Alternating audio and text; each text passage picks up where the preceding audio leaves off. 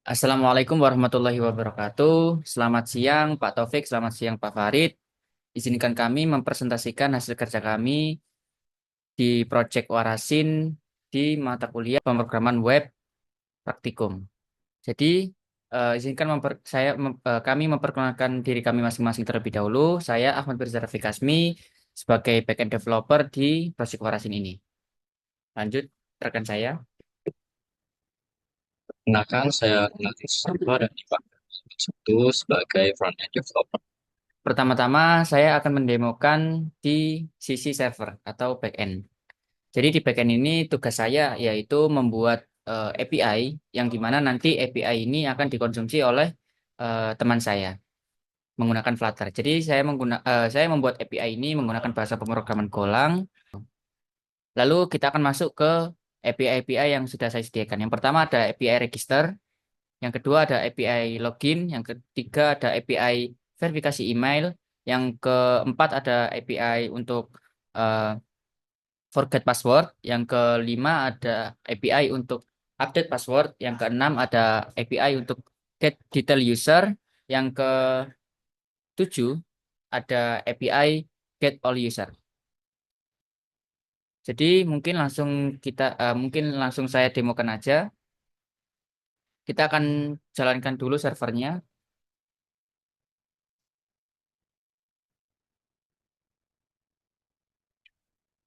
Lalu kita akan testing menggunakan Postman untuk API-nya.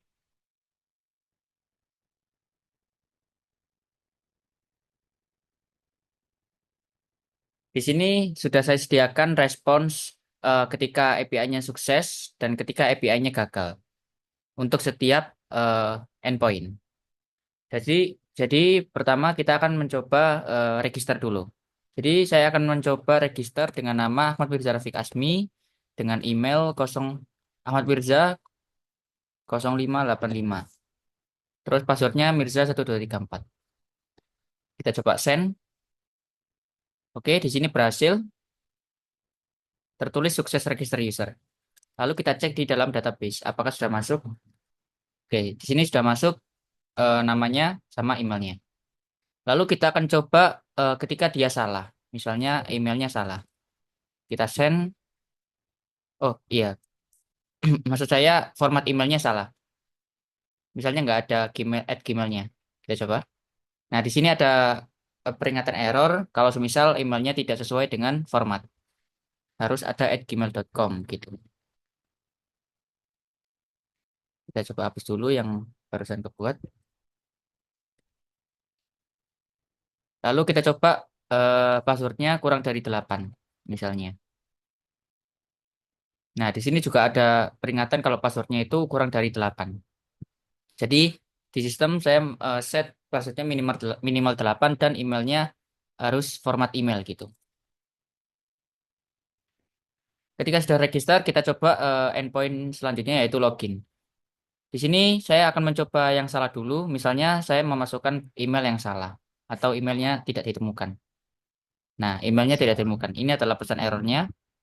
Lalu kita coba emailnya benar, tetapi passwordnya salah. Passwordnya tidak, password not match. Sekarang kita coba passwordnya benar. Nah, di sini terdapat saya bikin message-nya sukses login user dan datanya adalah akses token sama refresh token. Jadi token-token ini yang digunakan user atau pasien yang sudah login nanti untuk mengakses eh, ke dalam aplikasi. Setiap setiap endpoint ke dalam aplikasi. Istilahnya kemana-mana harus bawa token gitu. Kalau mau mengakses fitur konsulin harus bawa token gitu. Lalu kita akan masuk ke get all user. Get all user ini adalah endpoint khusus untuk admin, sehingga role-role selain admin, misalnya dokter atau pasien, itu tidak bisa mengakses endpoint ini. Karena get all user itu dipergunakan untuk menampilkan seluruh user di dalam dashboard admin nanti. Jadi untuk tracking atau pengelolaan data user dari admin. Nah, ini juga memerlukan token karena admin itu juga masuk ke dalam sistem kami. Jadi mau nggak mau admin harus login terlebih dahulu. Berhubung tadi saya sudah membuat akun dan role-nya itu masih role-nya masih nol atau dalam artinya eh, nol itu pasien, satu itu dokter, dan dua itu admin. Jadi kita langsung merubah dia menjadi dua aja karena waktunya terbatas. Tidak perlu membuat akun lagi untuk admin. Jadi tinggal dirubah aja yang tadi. Oke, role-nya sudah dua. Kita coba untuk login. Nah, kita udah dapat akses tokennya. Kita gunakan akses tokennya di header endpoint get all user. Masukkan, terus kita send. Nah, berhasil. Kalau semisal tadi itu role-nya bukan admin, itu akan kena middleware atau denied access role. Jadi kita coba lagi kembalikan ke user biasa. Kita login lagi karena kenapa login lagi? Karena akses token itu kan berisi role di dalam ini, di dalam encryptan ini tidak mengandung role sama user ID. Jadi kita harus login lagi. Nah, ini adalah akses token akun yang satu tadi dengan role user biasa. Kita coba get all user, kita masukkan, kita send. Nah, di sini ada violate access denied. Jadi karena role-nya itu bukan admin. Oke. Dan save response-nya juga sudah saya simpan, sukses response-nya juga sudah saya simpan. Seperti ini. Lalu yang selanjutnya adalah get detail user, endpoint selanjutnya, yaitu get detail user itu adalah endpoint untuk mendapatkan data-data user untuk profile page. Jadi ini tuh untuk untuk pasien. Jadi ketika pasien itu ingin melihat data-data mereka, itu API ini eh, untuk gunanya untuk menampilkan seluruh data-data mereka yang sudah terdaftar di dalam database. Jadi nggak perlu middleware untuk admin dan lain sebagainya. Lalu misalnya saya login lagi sebagai user biasa. Oke, ini mendapatkan akses token baru. Kita coba untuk mendapatkan informasi detail pasien, detail user. Nah, saya sudah mendapatkan detail usernya. Kalau misal tokennya salah, kita coba. Nah, tokennya tidak valid. Oke, sekian demo untuk backend. Untuk selanjutnya akan dilanjutkan oleh rekan saya.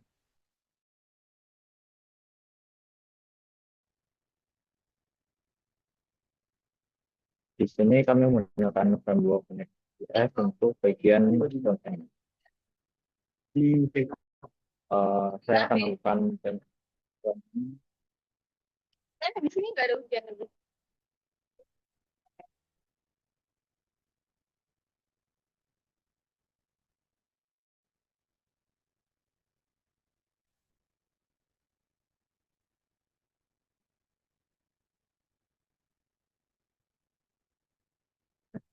pada awal dari munculnya website ini akan diarahkan kepada landing page, di mana landing page ini memiliki beberapa bagian, yaitu ada hero section, kemudian ada tentang kami, ada layanan, ada FAQ, dan juga footer. Di sini pada bagian footer kami menggunakan komponen karena kami nantinya akan menggunakan eh, sering menggunakan footer tersebut. Kemudian untuk bagian FAQ di sini merupakan pertanyaan yang mungkin sering diajukan oleh user, maka saya akan memberikan penampilan. Kemudian di sisi lain juga pada bagian navbar di sini terdapat navigasi yang mengarahkan kepada bagian tertentu. Khusus untuk landing page sendiri, bagian tentang kami akan diarahkan ke bagian section tentang kami. Kemudian kita juga dapat melakukan logout dan juga terdapat fitur profile. Bagian profile kecil, kalau kita melakukan logout, maka token tersebut, token dari user tersebut akan dihapus dan diarahkan dan dirubah menjadi eh, bagian masuk dan juga daftar, karena pada akhirnya website tersebut tidak memiliki token yang dapat diakses. Kita dapat melakukan pendaftaran terhadap akun. Saya akan melakukan menuju ke routing halaman register. Di sini saya akan melakukan input terhadap isinya, yaitu kalau ri123 dengan email ri@gmail ri12@gmail.com dengan password mungkin ri12345. Di sini terdapat peringatan bahwa nama minimal harus 8 karakter. Maka saya akan melakukan input mungkin 1, 2, 3, 4, kemudian akan saya dasar. Di sini terdapat isi bahwa pesan bahwa registrasi telah berhasil dan diarahkan kepada login page. Saya akan melakukan untuk login dari 1, 2, 3. Di sisi lain kita juga melakukan lupa password kalau misalnya kita eh, lupa terhadap password, tetapi kita sebelumnya sudah melakukan pendaftaran.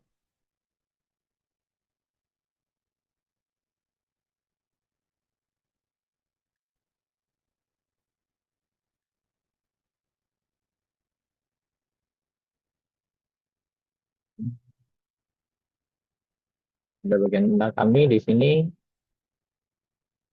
terdapat eh, page mengarah ke tentang kami pada aplikasi Waras ini.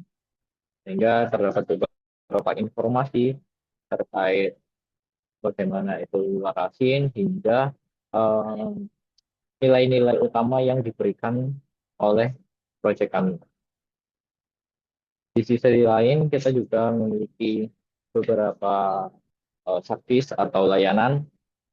Kalau kita dapat memilih secara spesifik, baik konsulin, tanyain, ajarin, dopamin, terapiin, emosiin. Kemudian kalau kita ingin tahu semuanya, kita dapat menuju ke halaman generalnya dan diarahkan. Saya menggunakan hover. Pada tanyain terdapat chatbot yang dimana nantinya ini pengguna dapat memiliki sebuah prompt atau pertanyaan yang bisa dikirimkan kepada website kami, yang nantinya website kami akan menyajikan sebuah jawaban yang dari pertanyaan pengguna tersebut. Di sisi lain kami juga memiliki fitur konsulin di mana pengguna dapat melakukan konsultasi dengan dokter-dokter atau psikolog. Di sini kami masih menggunakan data dummy dengan beberapa informasi terkait seperti nama spesialis, tahun, kemudian ada lokasi, praktek, dan informasi terkait jumlah pasien yang sudah mereka.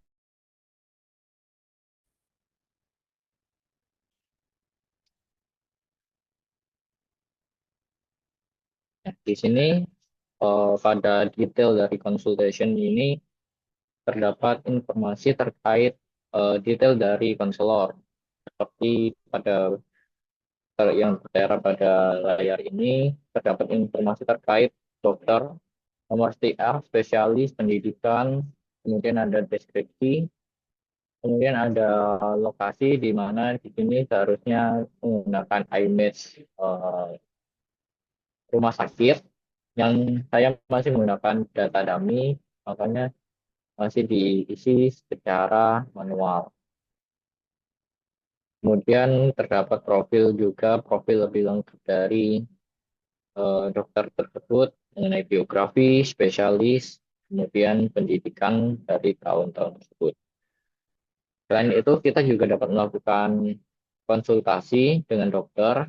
Kita dapat memilih jenis janji temunya, bisa konsultasi secara langsung atau konsultasi secara online.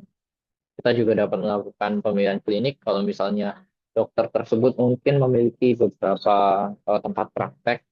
Di gambar tersebut ada dokter Sutomo dan juga eh, rumah sakit UNER. Di sini kita juga dapat memilih waktu, kemudian kita juga dapat memilih waktu tanggal dan juga waktu jamnya. Kemudian kalau kita sudah yakin ingin tersebut, maka kita dapat melakukan perjanjian temu dan terdapat alert bahwa presentasi temu sudah ditampilkan.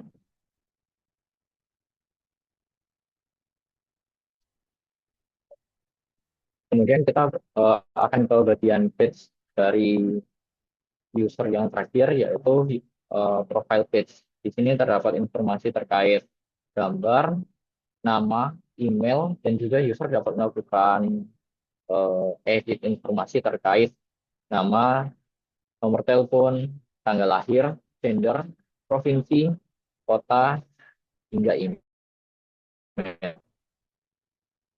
Selain itu, mungkin user sudah melakukan konsultasi. Nah, konsultasi tersebut dapat diketahui bagaimana sih riwayat konsultasi yang sudah dilakukan oleh user tersebut. Kemudian nanti kita akan menuju ke dashboard untuk bagian adminnya. Di sini pada bagian dashboard tersebut akan dimunculkan ke halaman home terlebih dahulu. Nah, pada bagian home ini terdapat informasi terkait total user, total daftar, total periode-periode tertentu.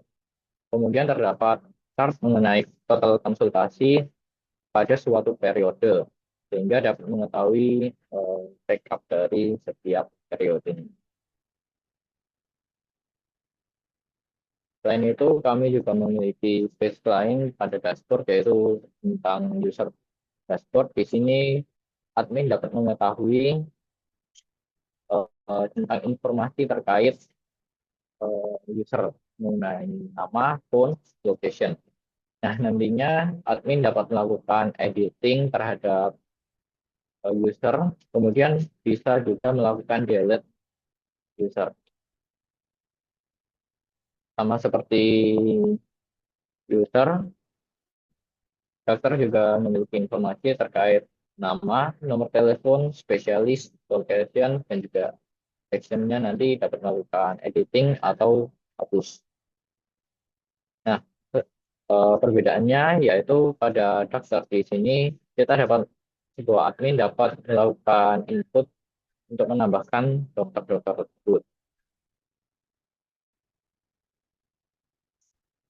Kami juga memiliki fitur untuk menambahkan konsultasi, yang mana di sini nantinya kan kita membutuhkan pasien email, dokter email, location, date, dan time, dan juga metode. Nah, metode di sini dapat kunjungan langsung atau konsultasi online. Nah, di bawah informasi tersebut, kita juga dapat melakukan mengenai riwayat, dapat mengetahui riwayat dari apa yang sudah dilakukan oleh user-user tersebut. Misal ada pada bagian konsultasi tersebut ada informasi konsultasi ya, antara dokter ini dengan user ini. Kemudian pada bagian yang terakhir kita dapat memiliki create news, di mana ini sebuah berita yang nantinya diinputkan oleh admin itu sendiri. Di sini admin menginputkan image, title atau judul, kemudian ada konten berita, dan juga ada autornya atau penulis berita tersebut. Baik, selanjutnya saya serahkan ke rekan saya. Oke, tadi adalah demo dari Project Warasin, mulai dari front end dan back end, dan saya rasa dan kami rasa cukup untuk presentasi Project Warasin ini. Kami tutup. Kurang lebihnya mohon maaf. Wassalamualaikum warahmatullahi wabarakatuh.